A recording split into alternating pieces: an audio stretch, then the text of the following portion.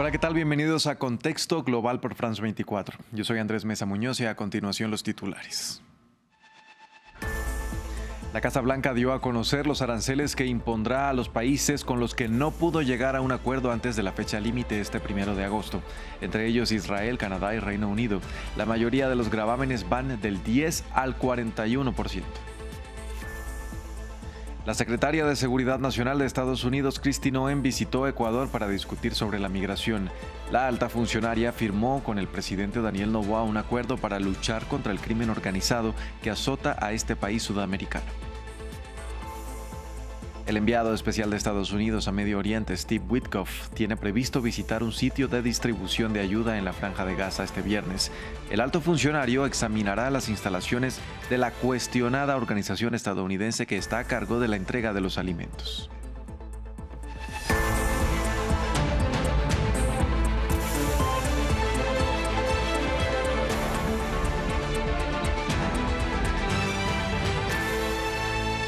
Vamos a empezar en Estados Unidos. El presidente Donald Trump dio a conocer el porcentaje de los aranceles que impondrá a los países con los que no pudo llegar a un acuerdo desde abril, cuando amenazó con los gravámenes.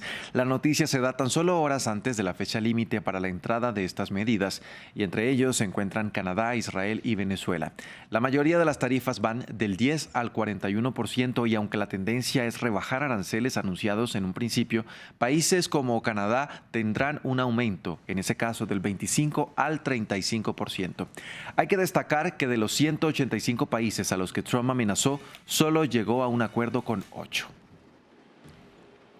De otro lado, el gobierno de Trump sí acordó alargar las conversaciones con México y dio a su vecino una prórroga de 90 días tras una llamada del mandatario con su homóloga mexicana Claudia Sheinbaum. Ramiro Cuevas Verena nos cuenta más. Estados Unidos y México alcanzaron una extensión para negociar los aranceles. Luego de una llamada entre ambos presidentes, se cerró una prórroga de 90 días para la aplicación de la mayoría de las tarifas para el país latinoamericano. El mandatario de Estados Unidos, Donald Trump, celebró el diálogo con su par mexicana, el cual fue, en palabras del republicano, muy fructífero, y subrayó que mejoran las relaciones con Claudia Sheinbaum. Las complejidades de un acuerdo con México son algo diferentes a las de otras naciones debido tanto a los problemas como a las ventajas de la frontera. Hemos acordado prorrogar por un periodo de 90 días exactamente el mismo acuerdo que tuvimos durante el último periodo breve, es decir, que México seguirá pagando un arancel del 25% sobre el fentanilo, un arancel del 25% sobre los automóviles y un arancel del 50% sobre el acero, el aluminio y el cobre. Además, México ha acordado eliminar inmediatamente sus barreras comerciales no arancelarias, que eran numerosas. Por su parte, la presidenta mexicana mostró su conformidad con la extensión. ¿Por qué es importante este acuerdo? Número uno, no aumentan más las tarifas. Si ustedes ven los acuerdos con los otros países, pues en realidad nosotros nos quedamos igual que como estábamos. Segundo, se salvaguarda el TEMEC, eso es muy importante. El TEMEC es el acuerdo comercial norteamericano que incluye a Canadá, el cual blinda gran parte de las exportaciones de México a Estados Unidos. Es el caso de los productos agrícolas, tecnológicos, bebidas alcohólicas, insumos médicos y frutas, entre otros. En Ecuador, el presidente Daniel Noboa recibió a la secretaria de Seguridad Nacional de Estados Unidos, con quien acordó reforzar su política migratoria. Tras el encuentro, Kristi Noem anunció que el gobierno ecuatoriano estudia imponer nuevas restricciones de visado para los ciudadanos de 45 países, entre ellos Cuba o Haití, para impedir los trayectos hacia Estados Unidos vía Ecuador. Desde Quito, Gustavo Ortega nos cuenta más. Ecuador y Estados Unidos han sellado un nuevo acuerdo para combatir el narcotráfico y el terrorismo. La secretaria de Seguridad Nacional de Estados Unidos, Kristi Noem, lo calificó como un paso decisivo para frenar el crimen organizado en la región. El convenio tendrá una duración inicial de 18 meses y establece la designación de un oficial de enlace en cada país para coordinar inteligencia, compartir información sobre cárteles de la droga y reforzar la seguridad fronteriza, aseguró la funcionaria. Desde Quito, la secretaria estadounidense aseguró que Ecuador se convertirá en un socio fundamental para la seguridad en Sudamérica. una alianza que refuerza la presencia de Washington en la región justo cuando Ecuador enfrenta su peor crisis de violencia interna en décadas.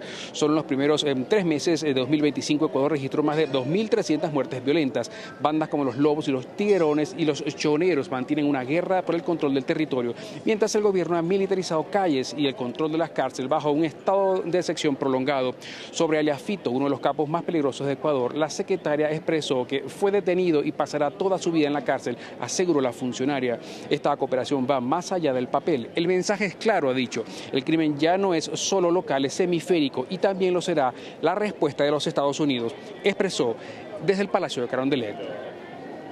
Pasamos ahora a Medio Oriente. El enviado especial de Estados Unidos, Steve Witkoff, se reunió este jueves con el primer ministro israelí Benjamin Netanyahu.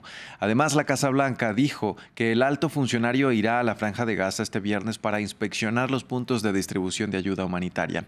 Entre tanto, la crisis en Gaza se sigue deteriorando y organizaciones internacionales alertan que el enclave está al borde de una hambruna. El informe es de Manuel Cano. Una jornada movida en Medio Oriente. El enviado especial de Estados Unidos, Steve Witkoff, se reunió con el primer ministro de Israel, Benjamin Netanyahu. El encuentro pretendía darle un nuevo impulso a las negociaciones truncadas del alto el fuego en Gaza y se da también en un momento en el que la crisis humanitaria se deteriora día a día. En ese contexto, Witkoff, junto con el embajador de Estados Unidos en Israel, Mike Huckabee, se dirigirán a Gaza y supervisarán el funcionamiento de la Fundación Humanitaria de Gaza, cuestionada por organismos internacionales. El enviado especial y el embajador informarán al presidente inmediatamente después de su visita para aprobar un plan definitivo para la distribución de alimentos y ayuda humanitaria en la región. Entre tanto, el hambre se expande en el enclave palestino. Según el IPC, Gaza está al borde de la hambruna. Desde las 4 de la mañana he estado bajo el puente y esto es lo que conseguí, para 8 personas, un frasco de tahini. Esto no es distribución de ayuda, esto no es distribución en absoluto, esto es un crimen, un tiroteo y mártires yacen bajo nuestros pies. Al panorama se le suma las declaraciones de Hamás de que no acabará con su lucha armada hasta que Israel termine con su ocupación a Gaza. La visita de Witkoff se da también cuando varios países como Canadá, Reino Unido y Francia han dicho que podrían reconocer un Estado palestino. Precisamente el Departamento de Estado de Estados Unidos anunció prohibiciones de visado para miembros de la Autoridad Palestina y de la Organización para la Liberación Palestina, aunque sin aportar nombres ni apellidos. Washington acusó a estas entidades que gobiernan partes de Cisjordania ocupada y representan al pueblo palestino a nivel internacional respectivamente de internacionalizar su conflicto con Israel. El ministro de Exteriores israelí celebró la claridad moral de Estados Unidos. Escuchemos al portavoz del Departamento de Estado. Mientras tanto, en el Capitolio, el Departamento de Estado informó al Congreso que la Organización para la Liberación de Palestina, OLP, y la Autoridad Palestina no cumplen con sus compromisos en virtud de la Ley de Cumplimiento de Compromisos de la OLP de 1989 y la Ley de Compromisos de Paz en Medio Oriente de 2002. En respuesta, Estados Unidos impone sanciones que niegan visas a integrantes de la OLP y funcionarios de la Autoridad Palestina, de conformidad con la sección 604A1 de la Ley de Compromisos de Paz en Medio Oriente. Estas acciones reflejan nuestros intereses de seguridad nacional y nuestro compromiso de exigir responsabilidades a la OLP y la Autoridad Palestina por socavar las perspectivas de paz. En noticias de Ucrania, el presidente Volodymyr Zelensky firmó la ley con la que pretende sofocar su peor crisis política desde el inicio de la guerra. Se trata de un texto que revierte la reforma anterior que subordinaba el control de las agencias anticorrupción del país a la Fiscalía General y que desató tanto manifestaciones ciudadanas como críticas de sus propios aliados europeos. Con los ojos puestos en la transmisión en vivo de la votación en el Parlamento ucraniano, estos manifestantes celebraron el resultado. Los legisladores votaron 331-0 a favor de aprobar un proyecto de ley que les devuelve la independencia a los principales organismos de control anticorrupción, cumpliendo la promesa del presidente de revocar una controvertida ley de la semana pasada. Ante todo, hemos demostrado nosotros mismos, al gobierno, a la sociedad y a los socios internacionales que estamos listos para avanzar con paso firme hacia la integración europea, hacia instituciones transparentes e independientes y hacia la rendición de cuentas gubernamental. El partido gobernante de Volodymyr Zelensky había puesto la Oficina Nacional Anticorrupción y la Fiscalía Especializada Anticorrupción bajo la autoridad directa del fiscal general, nombrado por el presidente. Esto desencadenó las mayores manifestaciones desde la invasión rusa a gran escala, así como críticas de organizaciones de derechos humanos y de la Unión Europea.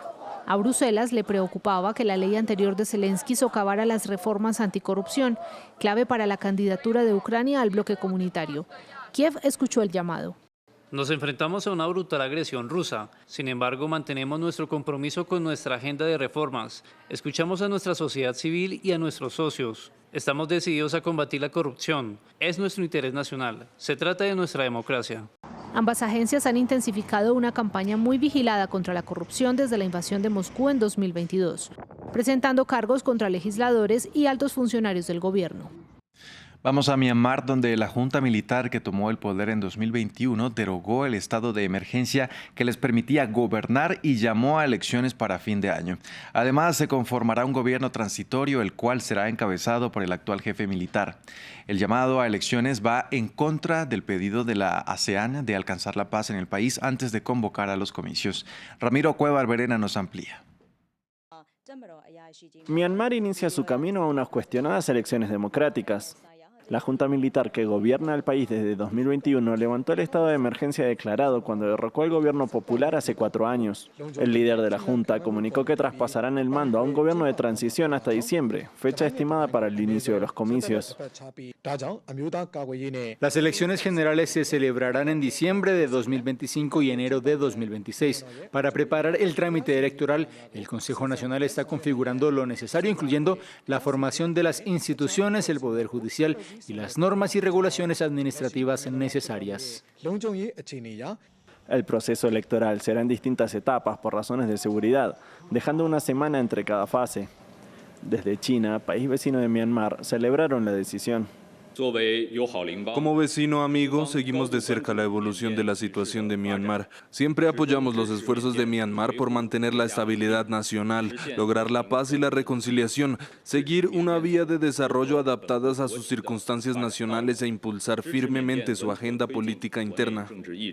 Sin embargo, el anuncio de la junta militar es visto de reojo por organismos internacionales. Para empezar, el actual líder del gobierno de facto, quien tiene una orden de arresto de la Corte Penal Internacional por su persecución de la comunidad rohingya, encabezará la administración temporal y continuará como cabeza del ejército.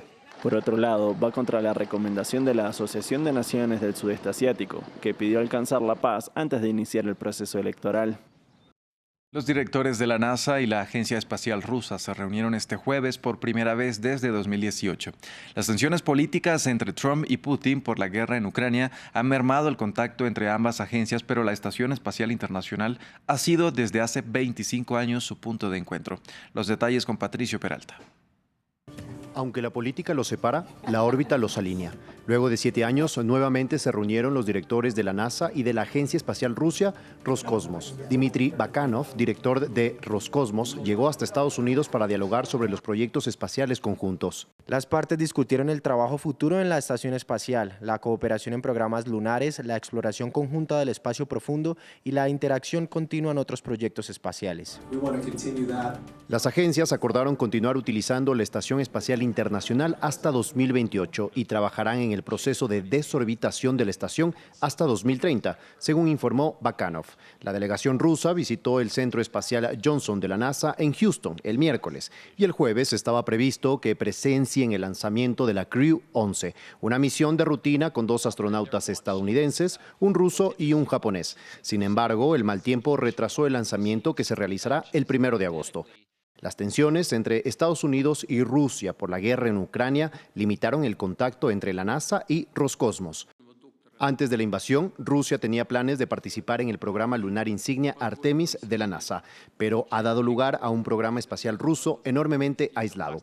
Sin embargo, han seguido compartiendo vuelos de astronautas y cooperando en la estación, que cumple 25 años de antigüedad y que tiene una interdependencia técnica para seguir en órbita. El segmento ruso depende de la energía generada por los paneles solares estadounidenses, mientras que la tarea de mantener la altitud de la estación recae en los propulsores rusos. Y cerramos en Perú y las imágenes de un nuevo hallazgo arqueológico en un barrio de la capital de Lima. Son los restos de un hombre que se cree tiene más de 1000 años, además de cerámicas y vasijas que sugieren que se trata de un individuo perteneciente a la cultura chancay. Este descubrimiento se dio durante los trabajos de instalación de un gasoducto y cerca de otra antigua tumba hallada recientemente. El nuevo hecho sugiere la posible presencia de un cementerio prehispánico en la costa central del país andino. Hasta aquí es informativo, gracias por acompañarnos, los invitamos a que continúen con toda nuestra programación.